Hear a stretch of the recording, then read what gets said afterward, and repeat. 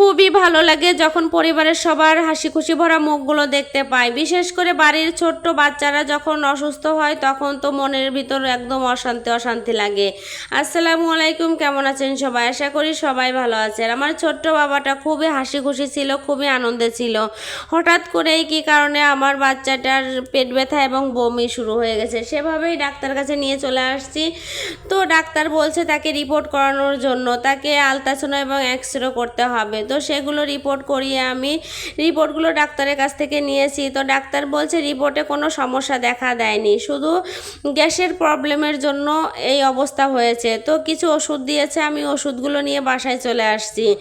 তো ওষুধগুলো খাইয়ে দিয়ে আমি এখন রান্নার কাজে চলে আসছি। আসলে পরিবারের সবার জন্য রান্না তো করতেই হবে, যতই অসুস্থ হোক আর যতই হোক, রান্না তো করতে তেমন একটা ভালোই লাগছিল না বাচ্চার জন্য। তো আমার ছোট্ট বাবাটা কী জন্য যে এত অসুস্থ হলো, ডাক্তার বলছে বাইরের খাবার খেয়ে নাকি এই অবস্থা হয়েছে। এজন্য আসলে বাইরের খাবার না খাওয়াই উচিত। তো রান্নার জন্য আমি সব কিছু রসুন, পেঁয়াজ এবং কাঁচামরিচ সব কিছু মশলা স্বাদ মতো লবণ দিয়ে আমি সুন্দর করে সবজিগুলো মাখিয়ে নিয়ে ছোটো মাছগুলো মাখিয়ে দিয়েছি, দিয়ে পরিমাণ মতো পানি দিয়ে দিলাম। এখন দিয়ে আমি জাল দিয়ে দিব। এই চচ্চড়িটা কিন্তু খেতে অসম্ভব মজাদার হয়। তো চচ্চড়ি আমার সব সময় খেতে ভালো লাগে, কি আর করার, এখন আর খাওয়ার তেমন ইচ্ছা নেই, তবুও রান্না করতেই হবে, কারণ পরিবারের সবাই তো খাওয়া লাগবে। তো এইভাবে আমি রান্না করছি, চচ্চড়িটা হয়ে গেছে। আর একটু আলু ভাজি করে নিলাম।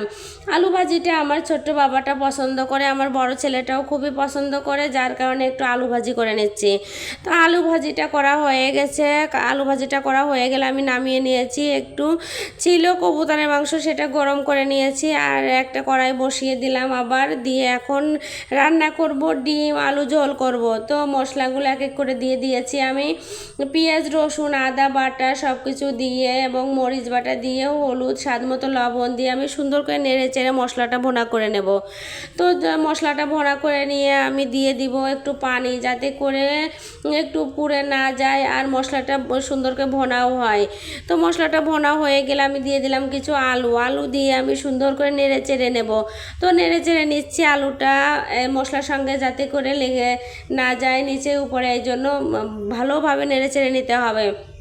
4টা ডিম দিয়ে দিলাম, ডিমগুলো দিয়ে আমি মশলার সঙ্গে নেড়ে চেড়ে দিব, দিয়ে সুন্দরকে ভোনা করে নিয়ে একটু ঝোল রাখার জন্য পানি দিয়ে দিয়েছি।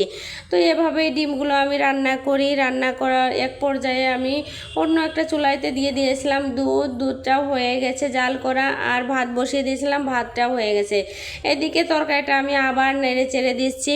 তো নেড়ে চেড়ে দিতে দিতে আমার ছোট্ট বাবাটা আবার এসে বলছে, আম্মু আমি